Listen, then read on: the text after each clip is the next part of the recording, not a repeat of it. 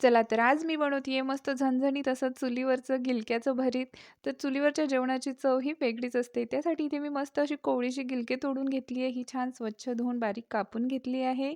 आता आपल्याला एका कढईमध्ये तेल घालायचं आहे. त्याच्यामध्ये बारीक कापलेले गिलके घालायचे आहे. वरतून थोडंसं मीठ आणि थोडंसं पाणी घालायचं आहे.